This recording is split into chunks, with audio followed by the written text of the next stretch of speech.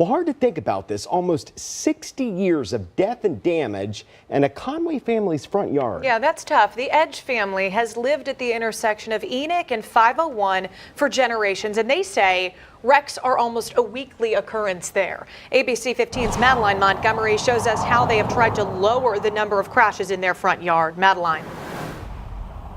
Alice Edge says that the issue is over here when drivers are turning left from Enoch Road onto 501 going towards Conway. Mrs. Edge says that the Department of Transportation has been responsive to her letters, but she thinks they could do more.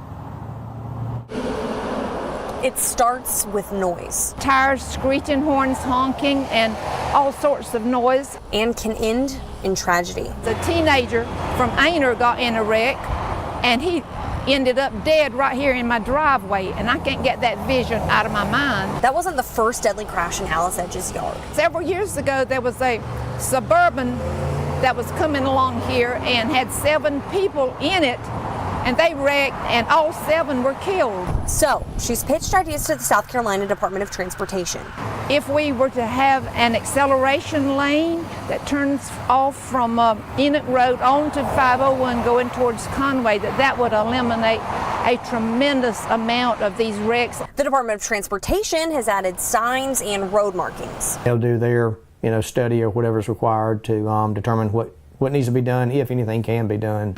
But they say they can't afford an acceleration lane right now, even though they agree it's a good idea. They have to just look at, I guess, the priority and I guess how many accidents has happened at each one to determine which is going to be the, I guess, higher on the list. And Alice will keep reaching out until an acceleration lane is at the top of the list. I'm not a giver-upper at anything I do. Engineers from the Department of Transportation say that they're always open to community comment, and Alice Edge says that they've always been responsive. Live in Conway, Madeline Montgomery, ABC 15 News. All right, all new for you tonight on ABC 15 News at 6. We'll show you how long it can take to respond to community road requests.